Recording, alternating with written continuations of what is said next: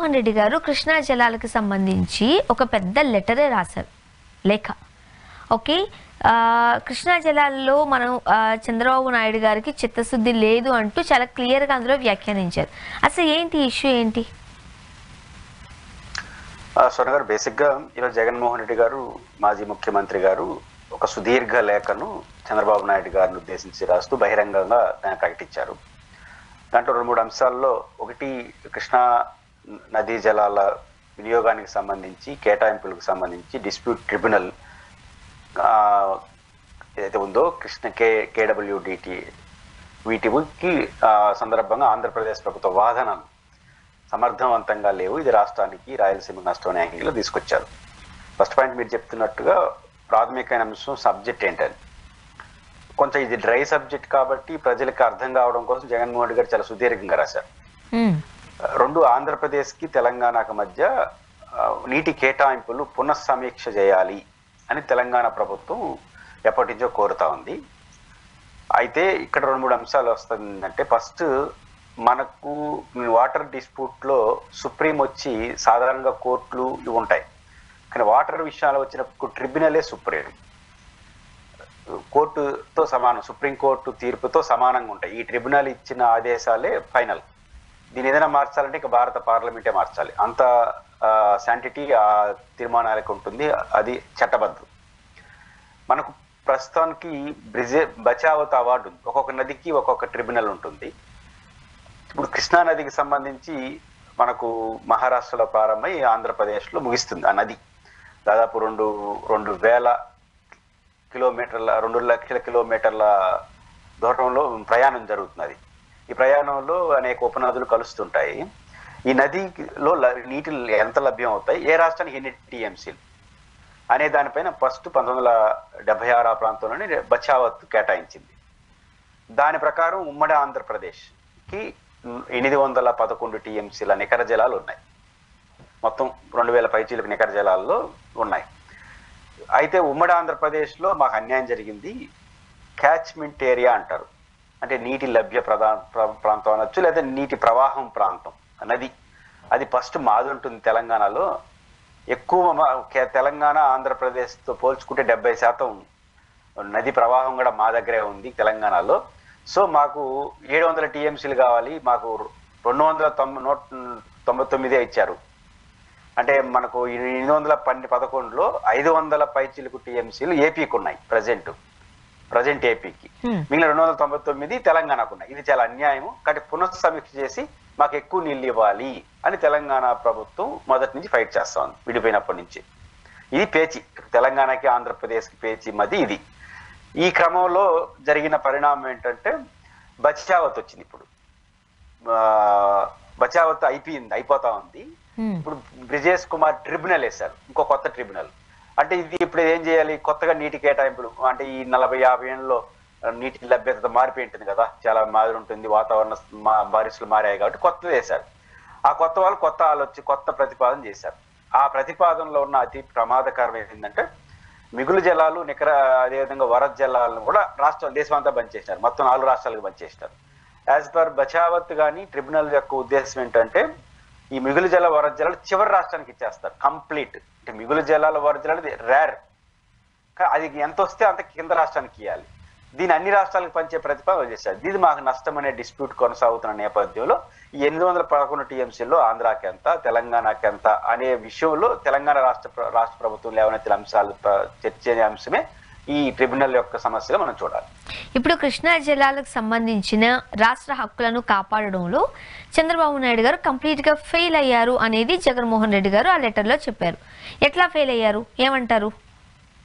ఇక్కడ ఇప్పుడు first subject Brijesh Kumar ఏదైతే మిగులు జలాలను 4 రాష్ట్రాలకు పంచారు, ఇంకా అది అవార్డు కాలేదు. దీనిపైన ఉమ్మడి ఆంధ్రప్రదేశ్ ఫైట్ చేస్తాను. ఉమ్మడి ఆంధ్రప్రదేశ్ అంటే చివరి రాష్ట్రం అందే కదా, తెలంగాణ అయినా ఆంధ్రప్రదేశ్ ఇప్పుడు ఏడిపోయినా, కాబట్టి మాకే కంప్లీట్ హక్కు ఉండాలి.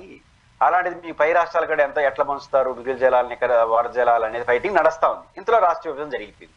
ఇప్పుడు కొత్త పంచాయతీ ఏమొచ్చింది, మిగులు జలాలు వాటితో పాటు ఈ ఉన్న ఉమ్మడి ఆంధ్రప్రదేశ్ 811 టీఎంసీలో నీకెంత నాకెంత అనే దాంట్లో ఏపీకే ఎక్కువ తీసుకునేశారు.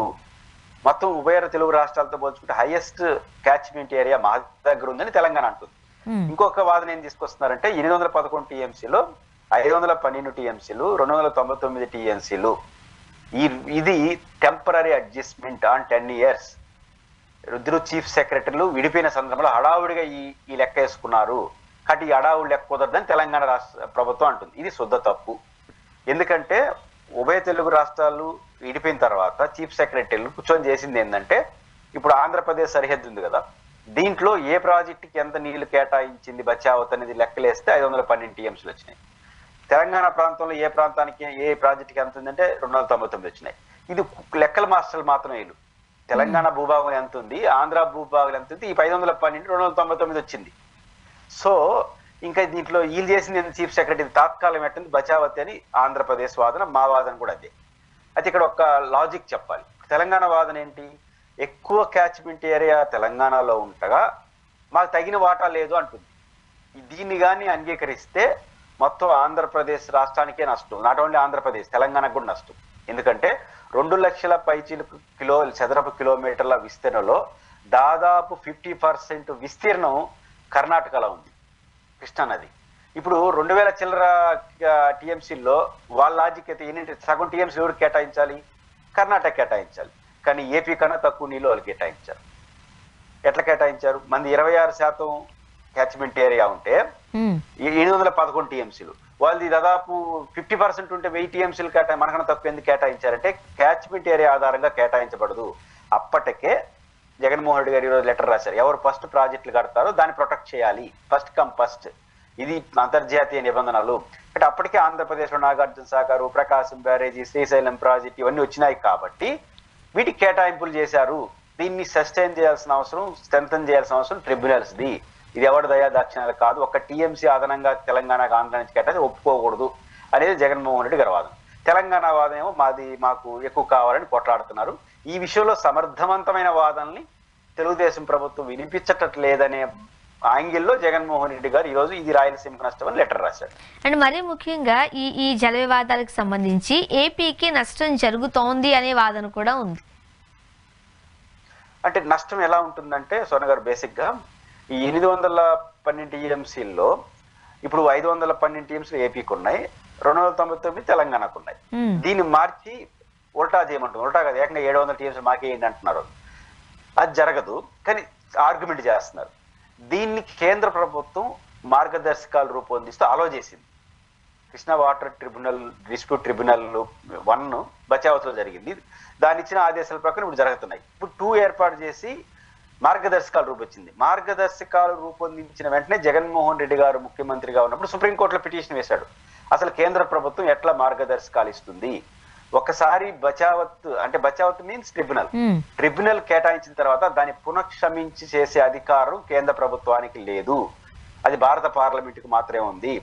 ఈ భారతదేశంలోనే కాదు, ప్రపంచంలో ఒకసారి నీటి కేటాయింపులు ఒక ప్రాజెక్టుకు చేస్తే దాన్ని సస్టైన్ చేయాలి తప్ప, దాన్ని సపోర్ట్ చేయాలి తప్ప, దాన్ని మార్చే అధికారం ట్రిబ్యునల్స్ కూడా లేవు కదా అంతర్జాతీయ సూత్రాల ప్రకారం, భారతదేశ నదీ జలాల సూత్రాల ప్రకారం. ఎందుకని ఆంధ్రప్రదేశ్కు మాత్రం మీరు అలౌ చేస్తారు? అలౌ చేస్తే ఏమవుతుంది, ఈ గొడవ అంతా అవుతుంది. కాబట్టి మా హక్కులకు సంబంధించి జగన్మోహన్ రెడ్డి 2023లో సుప్రీంకోర్టులో పిటిషన్ వేశాడు, కేంద్రాన్ని సవాల్ చేస్తా. ఇప్పుడు జగన్ గారు చెప్పిందంటే ఆ పిటిషన్ ఉండగా ఎందుకు సమీక్ష చేస్తున్నారు, కాబట్టి మీరు సుప్రీంకోర్టులో బలంగా వాదించండి. పైపించి కేంద్ర రాష్ట్రంలో ఒకే పార్టీ ఉంది, బీజేపీ ఉంది, డబుల్ ఇంజిన్ సర్కార్. కాబట్టి ఆంధ్రాకి ఇది నష్టం కదా, ఎట్లా యాక్సెప్ట్ చేస్తారు, దీన్ని ఫైట్ చేయాలి, మీరు సరిగ్గా వాదనలు ఇవ్వట్లేదు అని అంటున్నారు. అందువల్ల ప్రధానంగా రాష్ట్రానికి నష్టం. దీన్ని వాదించడం తెలుగుదేశం ప్రభుత్వం వాదించడం 2 రకాలు. ఒకటి సుప్రీంకోర్టులో ఆ కేసు గెలవాలి, 2 కేంద్రాల మీదే కదా, ఎందుకని మార్గదర్శకాలు అలౌ చేసినారు, అలౌ చేస్తే ఎందుకు యాక్సెప్ట్ చేస్తున్నారు, ఈ 2 క్వశ్చన్లు జగన్మోహన్ రెడ్డి గారు ప్రధానంగా రైజ్ చేశారు. అండ్ మరి ముఖ్యంగా మీరు రాయలసీమ వాసులు, ఈ కృష్ణా జలాలకు సంబంధించి వచ్చినప్పుడు రాయలసీమకు నష్టం జరుగుతోంది అనే వాదన కూడా గట్టిగానే వినిపిస్తోంది. నిజంగానే రాయలసీమకు అంతటి నష్టం ఉందా? ఉంటే అది ఎలా ఉంటుంది, ఎలా చూడాలి, లాభ నష్టాలు ఏంటి? జగన్మోహన్ రెడ్డి గారు చెప్పినట్టుగాని జరిగితే, ఆందోళనగా నిజమైతే మాత్రం రాయలసీమకు చాలా పెద్ద నష్టం. ఎందుకంటే కృష్ణా నది మొదట రాయలసీమలో, ఆ తర్వాత కింద కృష్ణా డెల్టా విజయవాడ నాగార్జున సాగర్ కూడా సముద్రం అంశలదేవి దగ్గర సముద్రంలో కలిసిపోతుంది కదా. ఇప్పుడు ఏం జరుగుతా ఉంది, నాగార్జున సాగర్కి నీటి కేటాయింపులు ఉన్నాయి, కృష్ణా డెల్టాకి నీటి కేటాయింపులు ఉన్నాయి, కానీ రాయలసీమలో ప్రాజెక్టు నీటి కేటాయింపులు లేవు. గాలేరు నగరి, హంద్రీనివా, తెలుగు గంగ నీటి కేటాయింపులు లేవు, చెన్నైకి ఇచ్చే 15 టీఎంసీలు తప్ప.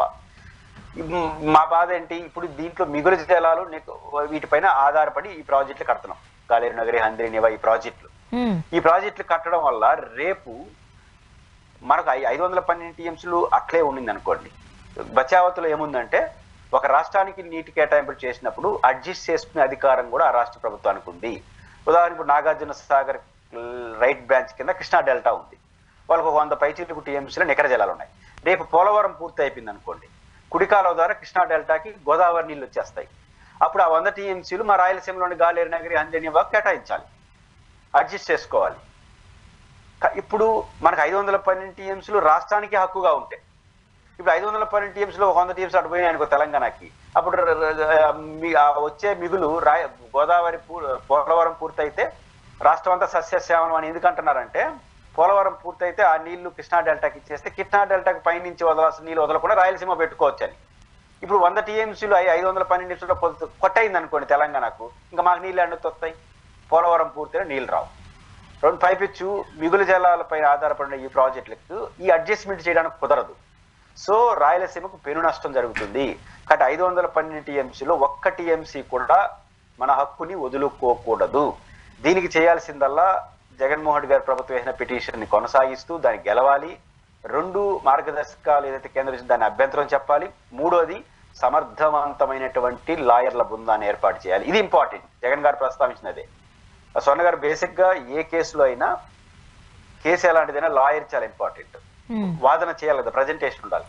ఆ లాయర్ వేరు, ఈ డెల్టా ఈ విషయంలో వేరు. ఇప్పుడు నేను మాట్లాడిన విషయాల్లో చాలా వరకు ప్రజలకు కొంత కొత్తగా అనిపించవచ్చు, అర్థం కూడా కాకపోతే, ఎందుకంటే ఈ వాటర్ ఇట్లా గందరగోళంగా ఉంటుంది. అట్లాంటిది ఒక బ్రాడ్ ఇష్యూలో ఢిల్లీతో కొట్లాడాలంటే, తెలంగాణ ప్రభుత్వంతో చేసే వాదన కౌంటర్ ఆర్గ్యుమెంట్ చేయాలంటే 512 టీఎంసీలు ఎట్లా కరెక్టు, ఎట్లా ఇంకా రాష్ట్రానికి అవసరం ఉంది. వాళ్ళు ఏమంటున్నారు, పోలవరం పూర్తయింది కదా, అదనపు నీళ్ళు వస్తుంది కదా, మీకు అమరావతిలో 1,00,000 ఎకరాల్లో నగరం నిర్మిస్తున్నారు కదా, ఆ 1,00,000 ఎకరాలకు వస్తున్న నీళ్ళని మిగిలిపోతుంది కదా, వ్యవసాయం పండే పంటలు కదా మిగిలిపోతుంది కదా, కాబట్టి మాకు నీళ్ళు ఏంటి అంటున్నారు. ఇదంతా కుదరదు. ఇంకా మాకు రాయలసీమలకు ఏం కావాలి, రాష్ట్రానికి ఏం కావాలి, అవసరం ఎట్టుంది, ఇవన్నీ చాలా కన్సర్న్ తో ఆర్గ్యుమెంట్ చేసే లాయర్లు కావాలి, అలాంటి ప్రతినిధి బృందం కావాలి. ఈ విషయంలో జాగ్రత్త తీసుకోకపోతే చిన్న మైనస్ జరిగినా, ఒక్కసారి నీటి కేటాయింపులో జరిగిపోతే అది జీవితకాలం ఉంటుంది. సో ఆ యాంగిల్లో రాయలసీమకు నష్టం జరగకుండా ఉండాలంటే మనం కృష్ణా వాటర్ దీంట్లో 1 టీఎంసీ కూడా వదులుకోవడానికి లేదు. ఆ రకంగా పట్టుదలతో ప్రభుత్వం వ్యవహరించాలనేదే జగన్మోహన్ రెడ్డి గారి కాన్సెప్ట్.